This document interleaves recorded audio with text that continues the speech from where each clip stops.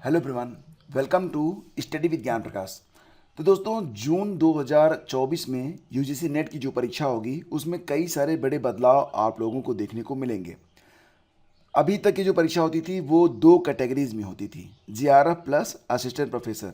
GRF के लिए age limit निर्धारित होती है, लेकिन असिस्टेंट प्रोफेसर अगर आप बनना चाहते हैं तो कोई भी अपर एज लिमिट यहाँ पर नहीं होती है। तो फ्रेंड्स, इसी के साथ यहाँ पर एक टर्म और जुड़ा है, वो है पीएचडी एडमिशन। यानी कि अभ्यर्थी अब तीन कैटेगरीज में अप्लाई कर पाएंगे, GRF plus PhD admission, assistant professor plus PhD admission और पीएचडी एडमिशन ओनली। तो ये तीन कैटेगरीज होंगी। इसमें मेरिट के अनुसार आप लोगों को अवार्ड मिलेगा। जो अभ्यर्थी टॉप में रहेंगे उनको जीआरएफ भी मिलेगा, लेकिन इसके लिए उम्र सीमा निर्धारित होती है। उम्र सीमा के बारे में मैं कई बार बता चुका हूं और एक डिटेल वीडियो आज मैं अपलोड करूंगा, उसमें आप लोगों को सारी जानकारी मिल जाएगी। दूसरी बात यह है कि अगर आप असिस्टेंट प्रोफेसर बनना चाहते हैं जिसमें कोई भी अपर एज लिमिट नहीं होती है, प्लस पीएचडी के लिए भी आप लोग आवेदन कर सकते हैं। तीसरा होगा यहाँ पर पीएचडी ओनली, केवल पीएचडी। तो इसके लिए ऑनलाइन आवेदन की जो प्रक्रिया है शुरू हो चुकी है। नोटिफिकेशन जारी कर दिया गया है जो कि आपके सामने है। 20 अप्रैल से ऑनलाइन आवेदन की जो प्रक्रिया है ये शुरू हो चुकी है। अभ्यर्थी जो है वो तीन कैटेगरीज में आवेदन करेंगे। Award of junior research fellowship यानी कि JRF and appointment as assistant professor. दूसरा होगा appointment as assistant professor and admission to PhD. और तीसरा होगा एडमिशन टू पीएचडी ओनली। तो जैसी आपकी ज़रूरत हो उस मुताबिक आप यहाँ पर आवेदन कर सकते हैं। और इसके लिए कुल मिला के देखा जाए तो 83 विषय हैं जिसमें ये परीक्षा आयोजित की जाएगी। और एग्ज़ाम डेट भी डिक्लेयर कर दिया गया है, 16 जून को ये परीक्षा करवाई जाएगी। आवेदन 20 अप्रैल से शुरू हो चुके हैं जो कि चलेंगे 10 मई तक, ध्यान दीजिएगा। और फीस आप 11 मई से 12 मई के बीच में जमा कर पाएंगे। यानी कि फ़ीस तो पहले भी कर सकते हैं, ये फ़ीस जमा करने की लास्ट डेट है अगर आप रजिस्ट्रेशन कंप्लीट कर लेंगे तो।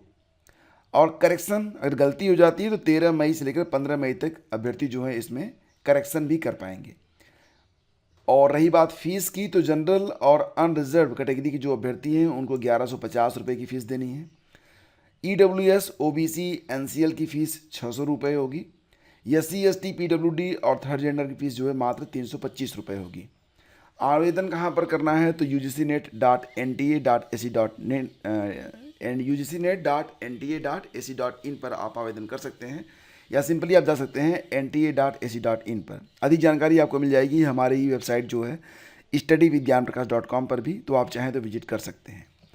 बाकी फ्रेंड्स, अगर आपके मन में इस परीक्षा को लेकर कोई भी डाउट है, सिलेबस वगैरह, किस प्रकार से परीक्षा होती है, कैसे तैयारी करनी चाहिए और कौन कौन सी किताबें आपके लिए यूज़फुल हो सकती हैं, प्रीवियस ईयर के जो क्वेश्चन पेपर हैं बिल्कुल फ्री में आप कहाँ से प्राप्त कर सकते हैं, तो सारी जानकारियाँ मैं आपको उपलब्ध करवाऊँगा एक डेडिकेटेड वीडियो में, जो कि इस चैनल पर आज लगभग 10 बजे लाइव होगा। तो आप लोग उसको वॉच जरूर कीजिएगा। दोस्तों, आगे बढ़ते हैं, बात करेंगे यहाँ पर CUET UG के बारे में।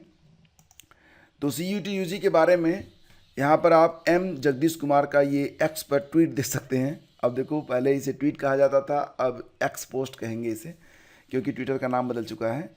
तो एनटीए जो है वो काम कर रहा है किस पर, CUET UG का जो डेट सीट है, ठीक है, वो आज जारी कर दिया जाएगा। मतलब यहाँ पर ये कह रहे हैं कि 20 या 21 अप्रैल को CUET UG की जो डेट सीट है वो जारी कर दी जाएगी। CUET UG will be completed in 7 days. 7 दिनों में CUET UG की परीक्षा होगी। और subject with large registration will be conducted in OMR pen and paper mode. तो यहाँ पर जिन परीक्षाओं में अभ्यर्थी बहुत बड़ी संख्या में शामिल हो रहे हैं उनकी परीक्षा पेन और पेपर मोड से करवाई जाएगी। तो CUET UG के बारे में ये लेटेस्ट इन्फॉर्मेशन मिल रही है। डेट शीट आज जारी हो सकती है 20 या 21 अप्रैल को, ये कहा गया है इस पोस्ट में। आगे बढ़ते फ्रेंड्स, और एक बड़ा ही अहम फैसला भी आज आने वाला है। ये है बंगाल शिक्षक भर्ती घोटाले में आज हाई कोर्ट सुनाएगा निर्णय। तो ये जो फैसला है फ्रेंड्स, ये तो सोमवार को आएगा, मतलब 21 तारीख को आएगा, सॉरी 22, सोमवार तो 22 को होगा ना, तो ठीक है। तो फ्रेंड्स, यहाँ पर देखिए, कोलकाता हाई कोर्ट बंगाल की 2016 की भर्ती प्रक्रिया के माध्यम से माध्यमिक और उच्च माध्यमिक विद्यालयों के शिक्षकों की भर्ती में हुए घोटालों से संबंधित याचिकाओं पर सोमवार को फैसला सुनाएगा। हाई कोर्ट के आदेश पर मामले की जांच करने वाली सीबीआई ने घोटाले के मामले में राज्य के पूर्व शिक्षा मंत्री पार्थ चटर्जी और पश्चिम बंगाल स्कूल सेवा आयोग यानी कि एसएससी विभिन्न पदों पर उस दौरान तैनात रहे अधिकारियों को गिरफ्तार किया गया था। ईडी भी इस मामले में मनी लॉन्ड्रिंग के तहत जांच कर रही है। तो आपको बता दें कि 9 नवंबर 2023 को सुप्रीम कोर्ट ने हाई कोर्ट के मुख्य न्यायाधीश को एक विशेष खंडपीठ गठित करने को कहा था और इस पीठ को SLST 2016 के माध्यम से भर्ती प्रक्रिया से संबंधित सभी याचिकाओं को शीघ्रता से सुनने और फैसला देने को कहा गया था। ये जो पूरी भर्ती है, ये जो पूरा मामला है फ्रेंड्स, वो क्या है मैं आपको बताना चाहूँगा। तो पश्चिम बंगाल स्कूल सर्विस कमीशन ने 2014 में एक भर्ती निकाली थी जिस पर भर्ती प्रक्रिया 2016 में स्टार्ट हुई थी और ये जो भर्ती थी वो 10 और 11 मतलब 9, 10, 11, 12 के लिए थी। तो उस समय जो शिक्षा मंत्री थे 2016 में ये थे पार्थ चटर्जी। इसमें क्या आरोप लगाया कि जो कम नंबर वाले अभ्यर्थी थे वो मेरिट लिस्ट में ऊपर थे, यानी कि जो अभ्यर्थी कम नंबर प्राप्त किए वो मेरिट लिस्ट में जगह बना लिए। और एक बड़ा आरोप ये भी लगा था कि बहुत सारे अभ्यर्थी जिनका नाम मेरिट लिस्ट में था ही नहीं, जो मेरिट में थे ही नहीं, उनको भी जॉब मिल गई। तो यहाँ पर ये लगभग 13,000 के आसपास ये भर्ती जो थी वो निकाली गई थी। मामला हाई कोर्ट होते हुए सुप्रीम कोर्ट तक गया और उसके बाद एक विशेष खंडपीठ जो है वो गठित की गई थी जिस पर सुनवाई पूरी हो चुकी है। इसमें एक नाम और भी आया था और ईडी भी बाद में इसमें शामिल हो गई थी। तो ईडी को एक नाम और मिला था अर्पिता मुखर्जी का, जो कि पश्चिम बंगाल की एक मॉडल हैं। तो 50 करोड़ रुपए के आसपास की संपत्ति प्राप्त हुई थी अर्पिता मुखर्जी के आवास से। तो यहाँ पर कई सारी जो है जांच की गई, उसके बाद कई सारे अहम अधिकारियों की यहाँ पर गिरफ्तारी भी हुई थी और पूरी सुनवाई हो चुकी है। अब आज यानी कि सोमवार को इस पर फैसला आना है। तो ये सारी जानकारी यहाँ पर है।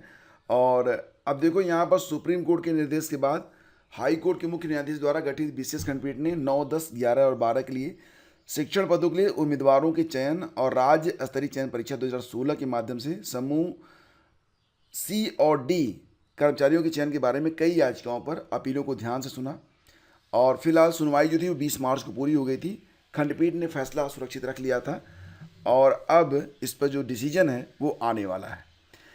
यानी कि अगर हम देखें तो ये क्या चल रहा है, या तो भर्तियां आती नहीं हैं, आती हैं तो इस प्रकार की गड़बड़ियां अगर सामने आएंगी तो क्या होगा।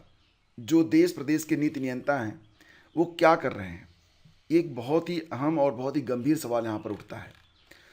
आगे बढ़ते फ्रेंड्स, बात करेंगे यहाँ पर देखो तो चुनावी एजेंडा में भी ऑल ओवर देखा जाए तो सरकारें किसी की भी हों, पूरी तरह से रोजगार पर फोकस सरकार आज तक बनी ही नहीं जिसने बेरोजगारी का उन्मूलन कर दिया हो। ठीक है, ओके, लेकिन यहाँ पर अगर भर्ती ही ना आए और अगर भर्ती आए तो उसमें तमाम गड़बड़ियाँ देखने को मिले तो ये बहुत ही अहम जो है मुद्दा बन जाता है और सरकारों को इस पर काम जरूर करना चाहिए। राहुल गांधी ने भी इस मुद्दे को उठाया है और उन्होंने एक दावा ये किया है कि यहाँ पर देखिए लिखा गया है कि अगर उनकी सरकार बनती है तो हर युवा को पहली नौकरी का अधिकार मिलेगा, सभी स्नातकों और डिप्लोमाधारियों को अप्रेंटिस का अधिकार मिलेगा। इस दौरान हर माह 8,500 रुपये उनको मिलेंगे। 1 साल अप्रेंटिस करने के बाद योग्यता के आधार पर निजी या सरकारी क्षेत्र में अस्थायी नौकरी दी जाएगी। तो मतलब अप्रेंटिस, सभी स्नातकों और डिप्लोमाधारियों को अप्रेंटिस के दौरान 8,500 रुपये महीने और अप्रेंटिस के बाद उनको नौकरी देने की बात कही जा रही है, चाहे वो गवर्नमेंट सेक्टर में होगा चाहे वो प्राइवेट सेक्टर में होगा। तो ये बात कही जा रही है राहुल गांधी के द्वारा। उन्होंने कहा कि अगर उनकी सरकार आई तो अग्निपथ योजना को भी वो ख़त्म करेंगे, सभा को राज्य के पूर्व। तो एनीवे ये सब मतलब चुनाव के दौरान कही जाने वाली बातें होती हैं। लगभग हर सरकार, सभी लोग रोज़गार पर ज़रूर बोलते हैं, लेकिन जब सरकारें बन जाती हैं उसके बाद का सिनेरियो बदलना चाहिए। कहने का मतलब यहाँ पर यही है। दोस्तों, उत्तर प्रदेश में यूपी बोर्ड का जो परिणाम है जारी कर दिया गया है और इस बार प्राची 10वीं में और इंटर में शुभम ये प्रदेश में टॉपर बने हैं। तो शुभम वर्मा इनको जो है 97.80% अंक हासिल हुए हैं, प्राची निगम को 98.50% अंक जो हैं वो हासिल हुए हैं। यूपी बोर्ड ने भी कमाल किया है। यूपी बोर्ड ने बहुत कम समय में परिणाम जारी कर दिया है। टॉप 10 में बहुत सारे अभ्यर्थी शामिल हो चुके हैं और यहाँ पर लिस्ट है एक नज़र में टॉपर्स। तो 10वीं के टॉप 3 स्टूडेंट में प्राची निगम, दीपिका सोनकर, नव्य सिंह, स्वाति सिंह, दीपिका सिंह सेंगर और अर्पित तिवारी हैं। 12वीं के टॉप 3 में हैं शुभम वर्मा, खैर ये पूरी लिस्ट काफ़ी लंबी है। तो मतलब पहले स्थान पर शुभम वर्मा है, दूसरे स्थान पर तो कई सारे नाम हैं, जैसे कि दूसरे स्थान पर विशु चौधरी, काजल सिंह, राज वर्मा, कशिश मौर्य, चार्ली गुप्ता, सुजाता पांडे। तीसरे स्थान पर भी कई सारे नाम हैं, शीतल वर्मा, कशिश यादव, आदित्य कुमार यादव, आकांक्षा विश्वकर्मा और पलक सिंह। तो मतलब यहाँ पर ये 12वीं के टॉप 3 में कई सारे नाम हैं और 10वीं के टॉप 3 में भी कई सारे नाम हैं जो कि सामने हैं। फिलहाल फ्रेंड्स, जो लोग भी कड़ी मेहनत कर रहे हैं उनको इसका परिणाम मिलता है। और एक बात और आपको बता दें, चाहे कुछ भी चले, लेकिन कड़ी मेहनत और ईमानदारी ये 2 बेस्ट पॉलिसीज़ हैं। इनको जीवन में अगर आप अपनाते हैं, सबसे ज़्यादा अगर डिसिप्लिन में रखना है तो अपने आप रखिए, और एक कड़े डिसिप्लिन में रखते हुए अगर आप किसी भी परीक्षा की तैयारी करते हैं तो आपका हक मारने की औकात किसी में नहीं होती है, लेकिन टॉप पर तो जगह हमेशा ही बाकी रहती है। और फिलहाल यहाँ पर आप देख सकते हैं कि नंबर गेम में ना फंसे, 52.54% मार्क्स वाला है यूपीएससी टॉपर। तो तमाम ऐसे एग्जाम्पल हैं जिन्होंने अपने हाई स्कूल यानी कि एकेडमिक परीक्षा को बेहतर तरीके से नहीं किया, लेकिन आगे चलकर वो यूपीएससी, पीसीएस और कई सारे प्रतिष्ठित पदों पर जो है आसीन हुए।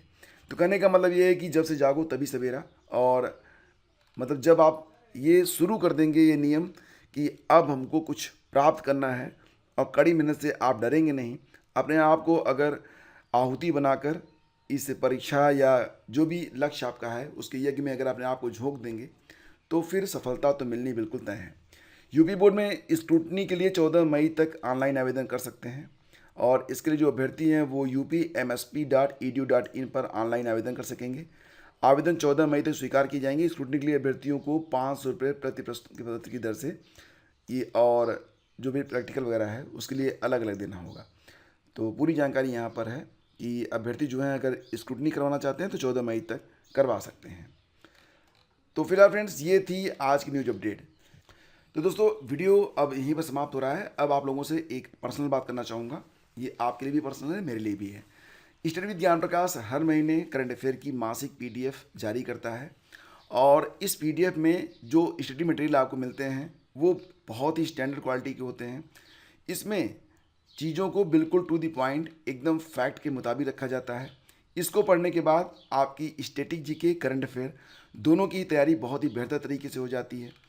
साफ़ सुथरी पत्रिका है, पेजेज को बहुत ही कम रखने का प्रयास किया गया है, लेकिन बहुत ही सारगर्भित तरीके से रखने का, अरेंज करने का प्रयास यहाँ पर किया गया है। आज दूसरा दिन है और ये पत्रिका लगभग फ्री में आप डाउनलोड कर सकते हैं, यानी कि जो भी आपको लगे कि 3 महीने की ये पीडीएफ कितने रुपए में आपको मिलनी चाहिए, तो उतने ही रुपए पे करके आप इस पीडीएफ को डाउनलोड कर सकते हैं। आज लास्ट डेट है, तो इसके बाद इस पीडीएफ की एक निर्धारित कीमत तय हो जाएगी जो कि रहेगी 79 रुपीज़।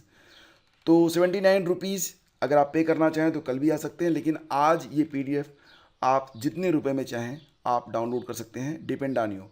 तो दोस्तों, ईमानदारी से इस पूरी पीडीएफ की क्या कास्ट होनी चाहिए इसका डिसीजन आप स्वयं ले सकते हैं, और उतना ही पे करके पूरी की पूरी पीडीएफ आप डाउनलोड कर सकते हैं। और ध्यान दीजिएगा कि ये अवसर मात्र आज तक है। आज के बाद ये पीडीएफ आपको अपने निर्धारित कीमत पर उपलब्ध होगी। तो पूरी पीडीएफ की झलक आपके सामने है, और आपको बता दें कि बहुत ही शानदार पीडीएफ है, और इसमें आपको जनवरी, फरवरी और मार्च का कंप्लीट करंट अफेयर मिल जाएगा। और ये करंट अफेयर मैंने खुद लिखा हुआ है और मुझे इसे लिखने में 90 डेज़ लगे हैं। तो दोस्तों, ये थी आज की news update. Thank you so much for watching the video. Please इसे लाइक और शेयर जरूर कीजिएगा। धन्यवाद।